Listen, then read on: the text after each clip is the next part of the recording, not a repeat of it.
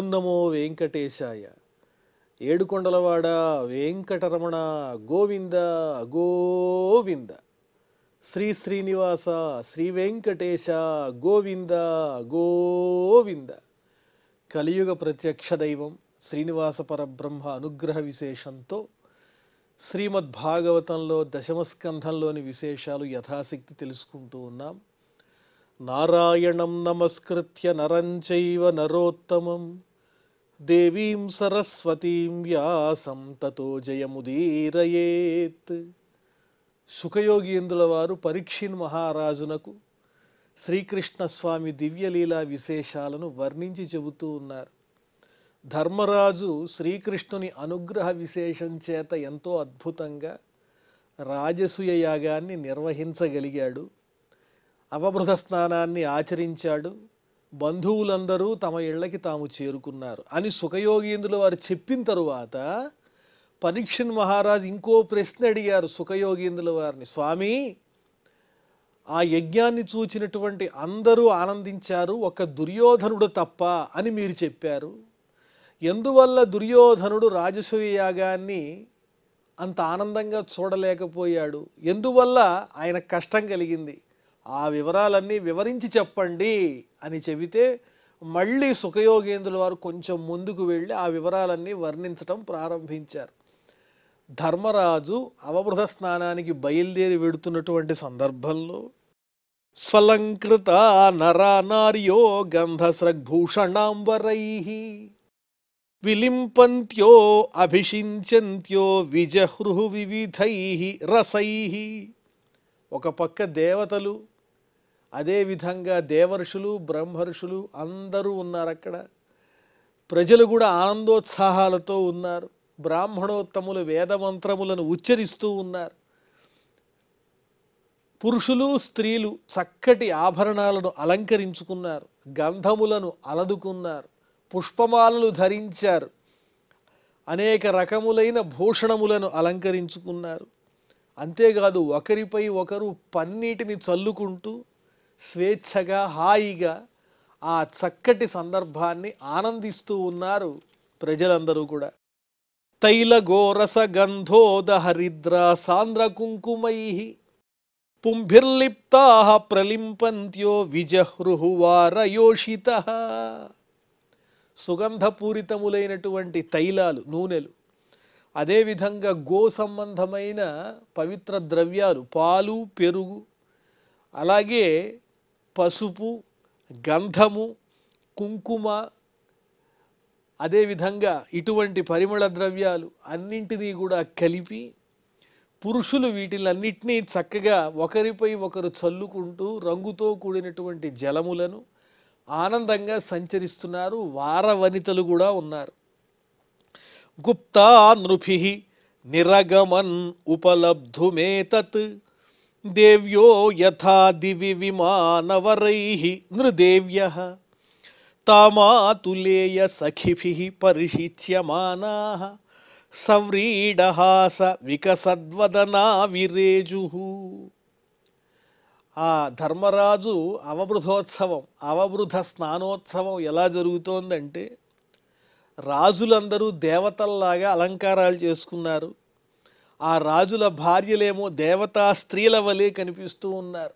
ఆ రాజపత్నులందరూ చక్కటి పల్లకీల మీద వస్తూ ఉన్నారు.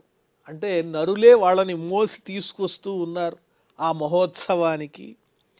అదేవిధంగా ఆ రాణుల్ని చూస్తూ ఉంటే ఆకాశంలో విమానాల్లో సంచరించేటువంటి దేవతా స్త్రీలా అన్నట్టుగా కనిపిస్తున్నారు. పల్లకీల్లో ఉన్నారు కదా, ఆ పల్లకీలే దేవతా స్త్రీలు సంచరించే విమానాల్లో ఉన్నాయి. ఆ పల్లకీలో ఉన్న రాజపత్నులేమో దేవతా స్త్రీల వలె ఉన్నారు. అంతేకాదు మేనమామ కుమారులు తమకు వరుసైనటువంటి భార్యలు కాబోయేటువంటి స్త్రీల మీద పన్నీటి జల్లులు కురిపిస్తున్నారు.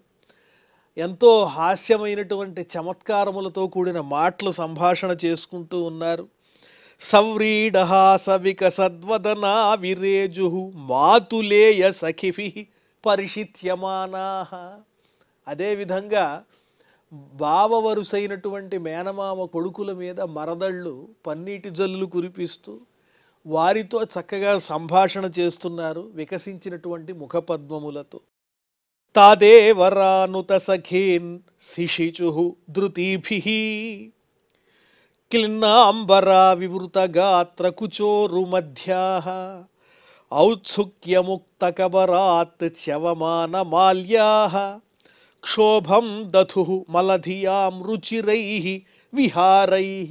అదేవిధంగా మరుదులను ఆట పట్టించేటువంటి స్త్రీలు, తమ ప్రియుళ్లను ఆనందంగా తమ యొక్క సౌందర్యంతో ఆకర్షించేటువంటి స్త్రీలు, రంగులతో కూడినటువంటి సుగంధపూరితమైన జలములను ప్రియుడి మీద చల్లేటువంటి ప్రియురాళ్ళు, అలా అనేక మంది అవబృధోత్సవంలో ఆ పండుగను జరుపుకుంటూ ఆనందంగా గడుపుతూ ఉన్నారు. క్షోభం దధుః మలధియాం రుచిరైః విహారైః. చక్కని సౌందర్యము కలిగిన స్త్రీలందరూ కూడా, యువతులు, కన్యకామణులు తమ యొక్క సౌందర్యంతో తమ ప్రియుళ్లను ఆనందింపజేస్తూ హావభావాలతో భ్రూ విలాసములతో చక్కగా సంచరిస్తూ ఉన్నారు. అక్కడంతా పండుగ వాతావరణం నెలకొన్నది. ఒకరిపై ఒకరు పన్నీటి జల్లులు చల్లుకోవటం చేత ఆ స్త్రీ పురుషుల యొక్క వస్త్రములన్నీ తడిసిపోయి ఉన్నాయి. తద్వారా వారిలో మనోవికారములు కలుగుతున్నాయి అని కూడా చక్కగా వర్ణిస్తూ ఉన్నారు. ససమ్రాట్ రథమారూఢః సదశ్వం రుక్మమాలినం వ్యరోచత స్వపత్నీభిః క్రియాభిః క్రతురాడివ. మహారాజు, చక్రవర్తి అయినటువంటి ధర్మరాజు దివ్యమైనటువంటి రథాన్ని అధిరోహించాడు.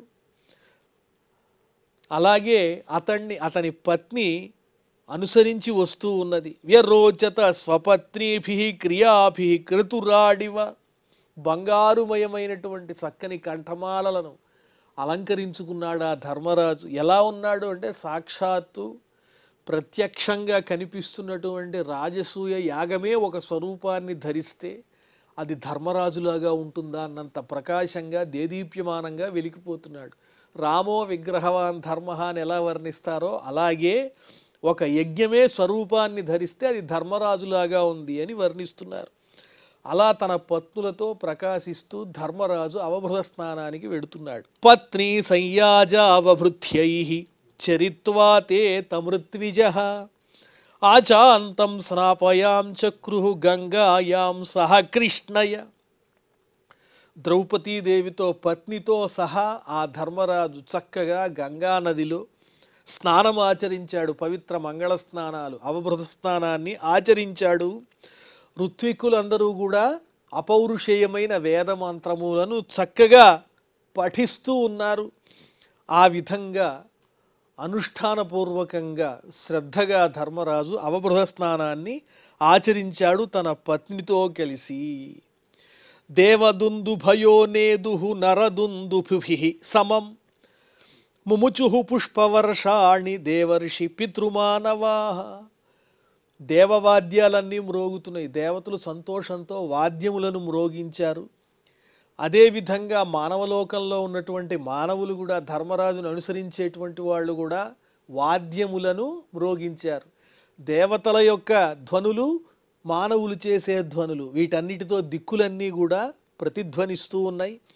దేవర్షులు, పితృదేవతలు, అదేవిధంగా మానవోత్తములు వీళ్ళందరూ ధర్మరాజుని చక్కగా ఆశీర్వదిస్తూ పుష్పవర్షాన్ని కురిపిస్తున్నారు. దేవతలు కూడా ధర్మరాజు మీద పుష్పవృష్టి కురిపించారు. సస్నుస్తత్ర తతస్సర్వే వర్ణాశ్రమయుతా నరాః మహాపాతక్యపి యతః సద్యో ముచ్యేత కిల్బిషాత్. ధర్మరాజు అవబృధ స్నానం అయిన తరువాత అనేక మంది వర్ణముల వారు, ప్రజలు కూడా ఆ గంగానదిలో స్నానం చేసి తమ తమ పాపములన్నింటినీ పోగొట్టుకున్నారు. సస్నుస్తత్ర సర్వే వర్ణాశ్రమయుతా, అనేక వర్ణాల వారు, అనేక ఆశ్రమాల వారు, బ్రాహ్మణ, క్షత్రియ, శూద్ర, వైశ్య శూద్రులు, అదేవిధంగా ఆశ్రమ ధర్మాలు బ్రహ్మచర్య, గార్హస్య, వానప్రస్థ సన్యాసాశ్రమములను స్వీకరించిన వారు, అన్ని వర్ణాల వారు, అన్ని ఆశ్రమాల వారు ఆ గంగలో స్నానం చేసి తమ పాపాలు పోగొట్టుకున్నారు. ఆ గంగా నదిలో స్నానం చేస్తే ఎంత పాతకమైనా వెంటనే పోతుంది కదా. అందుకని ఈ పవిత్రమైనటువంటి సందర్భంలో చక్కగా మంగళ స్నానాలు చేసి అందరూ పాప విముక్తులయ్యారు. అధరాజా అహతే క్షౌమే పరిధాయ స్వలంకృత ఋత్విక్ సదస్య విప్రాదీన్ ఆనర్చ ఆభరణాంబరై. ధర్మరాజుల వారు మంగళ స్నానాలు ఆచరించిన తరువాత చక్కని కొత్త వస్త్రాలు, 2 వస్త్రాలు స్వచ్ఛమైనటువంటివి, మంగళప్రదమైనటువంటివి, ఏమాత్రము దోషము లేనటువంటివి, దోషహీనమైన 2 పట్టు వస్త్రాలను ధరించినటువంటి వాడై అలంకరించుకుని ఋత్విజులకు, సభలో ఉన్నవారికి, వేద పండితులకు, బ్రాహ్మణోత్తములకు అందరికీ దానములు చేస్తూ ఆభరణాలు అదేవిధంగా వస్త్రాలు ఇచ్చి వారిని పూజించాడు ధర్మరాజు. బంధుజ్ఞాతి నృపాన్మిత్ర సుహృదో అన్యాంశ్చ సర్వశః అభీక్షణం పూజయామాస నారాయణ పరో నృపః. బంధువులను, దూరం నుంచి వచ్చిన బంధువులు, అలాగే జ్ఞాతులు, అన్నదమ్ముల వరుస అయ్యేటువంటి వారు, దగ్గరగా ఉన్నటువంటి వారు, అదేవిధంగా స్నేహితులు, మిత్రులు, ఇతరులైనటువంటి వారు, తన క్షేమాన్ని కోరుకునే ప్రతి ఒక్కరికి చక్కగా పూజ చేసి వారిని గౌరవించాడు అన్ని విధాల ఆ ధర్మరాజు. ఎందువల్లంటే నారాయణ పరః, నిరంతరము నారాయణుణ్ణి సేవించేవాడు. నారాయణుడు ఎప్పుడూ ధర్మాన్ని కాపాడుతాడు కాబట్టి ధర్మరాజుని వెన్నంటి రక్షిస్తున్నాడు శ్రీకృష్ణుడు. అలాంటి ధర్మరాజు సంపూర్తిగా ఆ యాగాన్ని నిర్వహించి అనేక మందికి దాన ధర్మాలు చేసి దగ్గరకు వచ్చినటువంటి బంధువులకు, మిత్రులకు, స్నేహితులకు అందరికీ తగిన విధంగా వారి స్థాయిని అనుసరించి చక్కగా పూజ చేసి సత్కరించాడు. సర్వే జనా సురరుచో మణికుండల స్రక్ ఉష్ణీష కంచుక దుకూల మహార్ఘ్యహారాః నార్యశ్చ కుండలయుగాలక వృంద జుష్టవక్త్రశ్రియః కనకమేఖలయా విరేజుః. ఆ యాగ సమయంలో ఆ రోజున ప్రజలందరూ ఆనందంగా ఉన్నారు. పురుషులు, స్త్రీలు చక్కని ఆభరణాలు అలంకరించుకున్నారు. దేవతలతో సమానమైన కాంతితో ప్రకాశిస్తూ ఉన్నారు.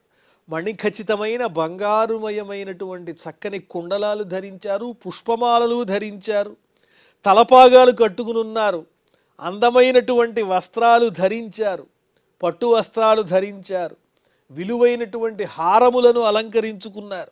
స్త్రీలు కూడా తమ యొక్క కుండలముల కాంతి చేత మెరిసేటువంటి ముంగురులు గలవాళ్ళై పద్మముల వంటి ముఖములతో ప్రకాశిస్తూ ఉన్నారు. లక్ష్మీదేవి శోభతో వెలుగొందుతున్నారు స్త్రీలందరూ. అదేవిధంగా బంగారుమయమైనటువంటి మొలనూలు ధరించి ఉన్నారు స్త్రీలు, వడ్డాణములు ధరించారని చెబుతున్నారు.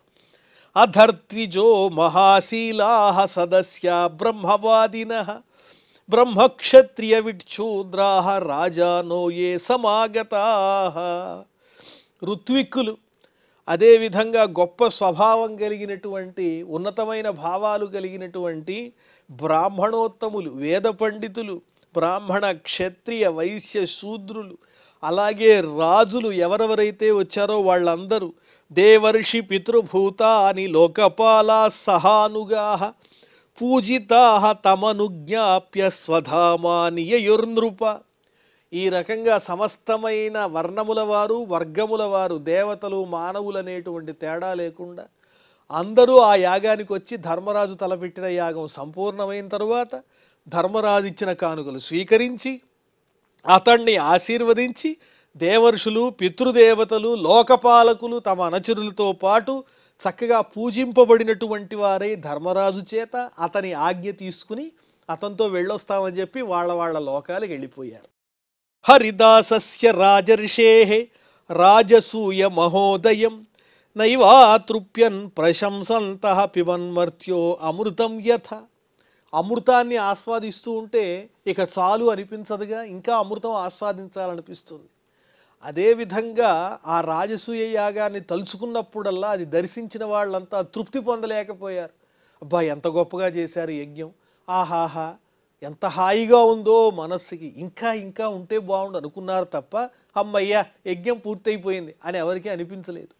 అమృతాన్ని ఆస్వాదిస్తే ఇంకా ఇంకా ఎలా అనుభవించాలనిపిస్తుందో, అదేవిధంగా రాజసూయ యాగంలో జరిగినటువంటి వృద్ధి ఏదైతే ఉందో దాన్ని అంతటినీ వాళ్ళు తలుచుకున్నారు. ఎవరి వృద్ధిని? హరిదాసస్య రాజర్షే, రాజర్షి అయినటువంటి ధర్మరాజు యొక్క. ధర్మరాజు అంటే ఎవరు? హరిదాసస్య, శ్రీహరి యొక్క దాసుడు. భగవంతుణ్ణి నమ్మిన వారికి అన్ని అభివృద్ధులే కలుగుతాయి అనడానికి పాండవులే ఉదాహరణ. ఆ ధర్మరాజు యొక్క అభివృద్ధిని చూచి అమృతాన్ని ఆస్వాదించినట్లుగా తనివి తీరక ధర్మరాజుని తలుచుకుంటూ వాళ్ళంతా తృప్తి లేకుండా అంటే ఇంకా ఇంకా ఉంటే బాగుండు యజ్ఞం అన్నంత బాగా జరిగిందని ఆనందిస్తూ ధర్మరాజుని ప్రశంసిస్తూ అమృతాన్ని ఆస్వాదించిన మానవుల్లాగా సంతోషపడిపోతూ అక్కడి నుంచి బయలుదేరి వెడుతున్నారు. తతో యుధిష్ఠిరో రాజా సుహృత్ సంబంధి బాంధవాన్ ప్రేమ్నా నివాసయామాస కృష్ణంత్యత్యాగకాతర. ధర్మరాజు ఎంతో ఉదారుడు. అందరూ వెళ్ళిపోతూ ఉంటే ఇంతకాలం నేను యజ్ఞం చేశాను, యజ్ఞ కారణంగా అయిన వాళ్ళంతా వచ్చారు, ఒక్కసారిగా అందరూ విడిచిపెట్టి వెళ్ళిపోతే నా మనసు కష్టంగా ఉంటుంది, బంధువులతో కలిసి ఉండాలి అనే కోరిక కలవాడు. కాబట్టి తన మిత్రుల్ని, ముఖ్యులైనటువంటి మిత్రులను, బంధువులను వీళ్ళందరినీ ప్రేమతో ఇంకొన్నాళ్ళు ఉండండి అప్పుడే ఇంటికి ఏం వెళ్తారు అని మాటలతో ప్రేమతో వాళ్ళని ఆపి తన దగ్గరే అట్టే పెట్టుకున్నాడు. అలా అట్టే పెట్టుకున్న వాళ్ళల్లో ముఖ్యుడు ఎవరంటే శ్రీకృష్ణుడే. శ్రీకృష్ణ, నువ్వు అప్పుడే విడిచి మమ్మల్ని వెళ్ళిపోతావా, ఉండవయ్యా అని ధర్మరాజు, పాండవులు అందరూ కలిసి ఆ కృష్ణుణ్ణి చక్కగా స్తుతించి తమతో పాటే కొన్నాళ్ళు చక్కగా అక్కడే అట్టే పెట్టుకున్నారు వాళ్ళ దగ్గర. దేనివల్ల అంటే ప్రేమతో కూడి ఉండటం చేత. వాళ్ళంతా వెళ్ళిపోతే దుఃఖం కలుగుతుందనే భావంతో. భగవానపి తత్రాంగన్యవాత్సి తత్ప్రియంకర ప్రస్థాప్య యదు వీరాంశ్చ సాంబాదీంశ్చ కుశస్థలీం. భగవానుడు కృష్ణుడు కూడా, ఓ పరీక్షిన్ మహారాజా జాగ్రత్తగా వింటున్నావా, నువ్వు అడిగిన ప్రశ్నకే సమాధానం చెబుతున్నాను. శ్రీకృష్ణుడు కూడా ధర్మరాజు కోరిక మేరకు కొన్నాళ్ళు పాండవులకు ఆనందాన్ని కలిగిస్తూ అక్కడే ఉన్నాడు, వారి వద్దనే. తన పరివారాన్నంతా పంపించేశాడు. ప్రస్థాప్య యదు వీరాంశ్చ సాంబాదీంశ్చ కుశస్థలీం. సాంబుడు మొదలైనటువంటి యదువీరుల్ని ద్వారకకి పంపించి తాను మాత్రం పాండవుల దగ్గర ఉన్నాడు కొన్నాళ్ళు. ఇత్థం రాజా ధర్మసుతో మనోరథ మహార్ణవం సుదుస్తరం సముత్తీర్య కృష్ణేనాసీత్ గతజ్వర. ఈ విధంగా ధర్మసుతుడైనటువంటి ధర్మరాజు ఆ యాగం అనేటువంటి తన కోరిక ఏదైతే ఉందో అది నెరవేరింది. ఆ కోరిక ఎలాంటిదంటే పెద్ద సముద్రం లాంటిది. రాజసూయ యాగం చేయటం అంటే సామాన్యమా? సముద్రంలాగా గంభీరమైనటువంటి యాగం, అది నిర్వహించాలని ధర్మరాజు కోరిక. అలాంటి సాగరం లాంటి యజ్ఞాన్ని, దాటలేనటువంటి యజ్ఞాన్ని కృష్ణుని యొక్క సహాయ సహకారాలతో పూర్తి చేసి అమ్మయ్య అనుకున్నాడు. ఇంకా తనకు ఏ విధమైనటువంటి కష్టమూ లేదని భావించి సుఖంగా ఉన్నాడు ధర్మరాజు శ్రీకృష్ణుని రక్షణలో.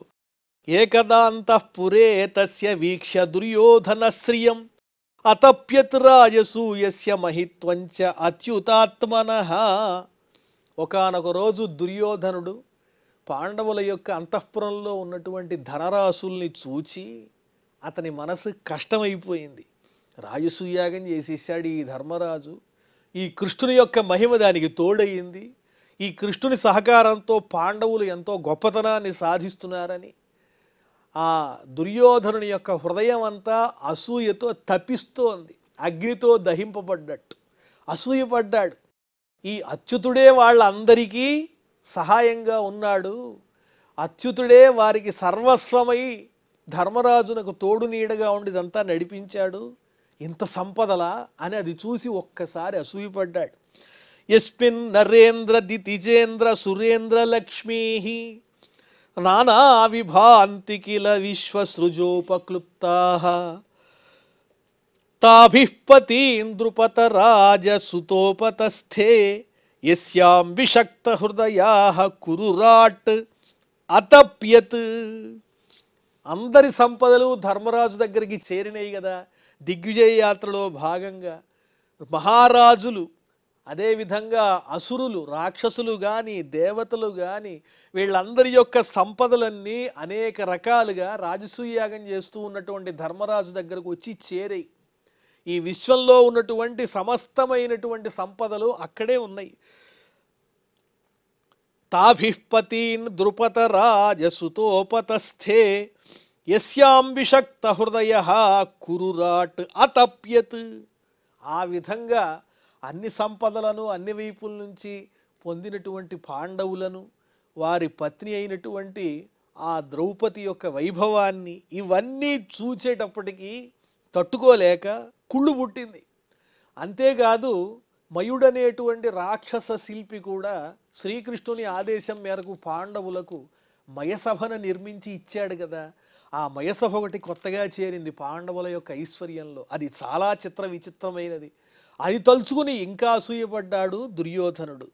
యస్మింస్తదా మధుపతే మహిషీ సహస్రం శ్రోణీభరేణ శనకైః కొణదంఘ్రిశోభం మధ్యే సుచారు కుచ కుంకుమ శోణహారం శ్రీమన్ముఖం ప్రజలకుండల కుంతలాఢ్యం. ఆ మయసభలోనే చక్కగా ఆ శ్రీకృష్ణ స్వామి యొక్క రాణులందరూ కూడా వేల కొలది ఉన్నారు. వాళ్ళంతా హాయిగా అలా విహరిస్తూ ఉన్నారు. శ్రోణీభరేణ, అందమైనటువంటి సౌందర్యము కలిగినటువంటి వారు నెమ్మదిగా వారి పాదాలకు ఉన్నటువంటి నూపురాలు చక్కగా శబ్దం చేస్తూ శోభాయమానంగా ఉంటే, అందమైన ముఖపద్మం కలిగినటువంటి వారై చక్కని సుందరమైనటువంటి కుంకుమతో అలంకరింపబడినటువంటి ముఖము కలిగినటువంటి వారై, చక్కని మణిహారాలు ధరించినటువంటి వారై, వారి కుండలములు అటు ఇటు చెలిస్తూ ఉంటే, ముంగురులు పద్మముల వంటి వారి ముఖాల మీద అలా అలా కదులుతూ ఉంటే కృష్ణపత్నులందరూ కూడా విహరిస్తున్నారు. సభాయాం మయ క్లుప్తాయాం క్వాపి ధర్మసుతో అధిరాట్ వృతోనుజై బంధుభిశ్చ కృష్ణేనాపి స్వచక్షుష. మయుడు ఏర్పాటు చేసినటువంటి, నిర్మించి ఇచ్చినటువంటి మయసభలో ధర్మసుతుడైనటువంటి ధర్మరాజు, మహారాజు, చక్రవర్తి ఆ సభలో తన అనుచరులతో, కృష్ణస్వామితో, అలాగే తన పరివారంతో, స్త్రీలతో, బంధువులతో, అంతఃపుర స్త్రీలతో, తన వాళ్ళైనటువంటి స్త్రీలతో, వీళ్ళందరితో తనకి నేత్రం వంటి కృష్ణునితో కలిసి ఆ మయసభలో ఆసీనుడై ఉన్నాడు. ఆ సమయంలో ఆసీన కాంచనే సాక్షాదాసనే మఘవానివ, బంగారుమయమైన సింహాసనం మీద దేవేంద్రుని వలె కూచునున్నాడు ఆ ధర్మరాజు.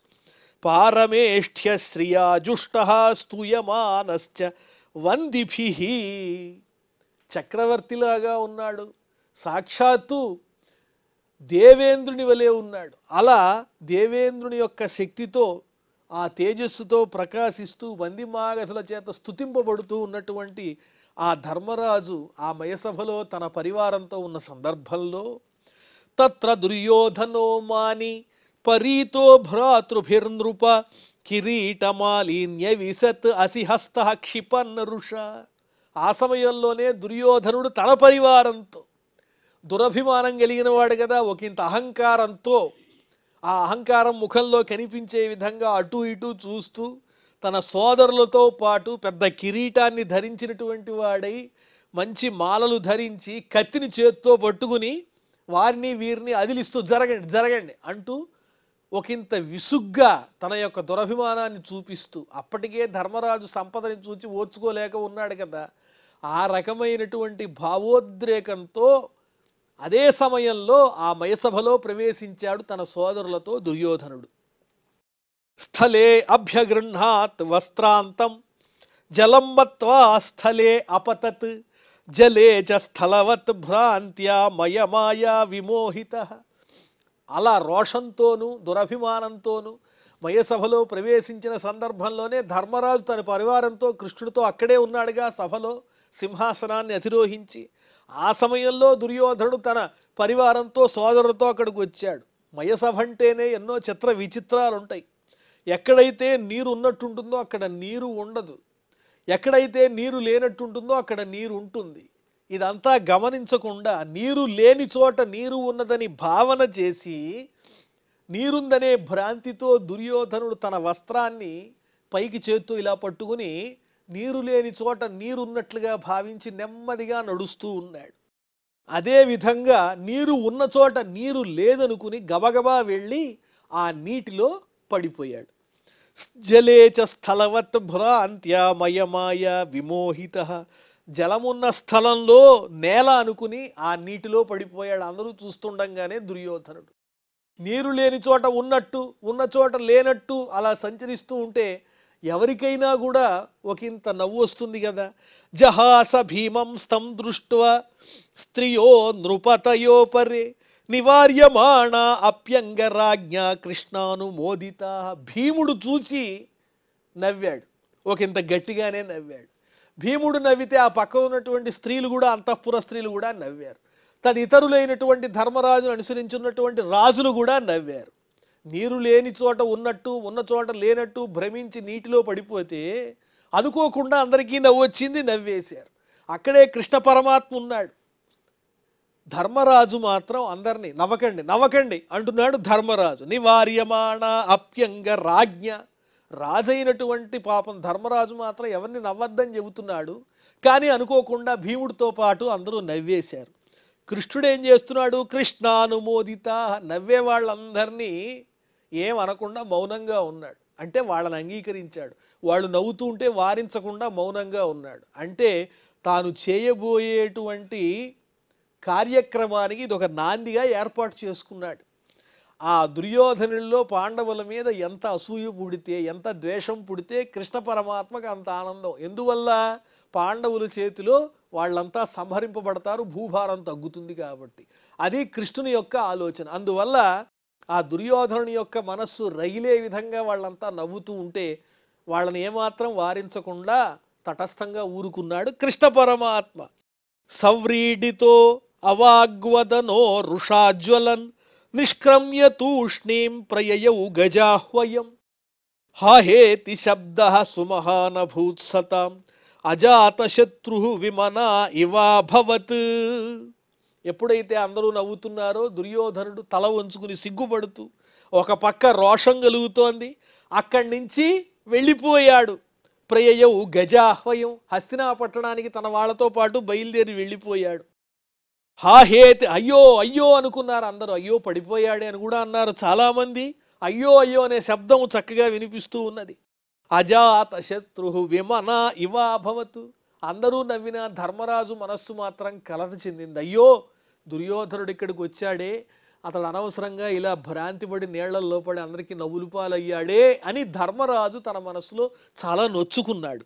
బభూవ తూష్ణీం భగవాన్ భువో భరం సముజ్జిహీర్షు భ్రమతి స్మ యదృశ.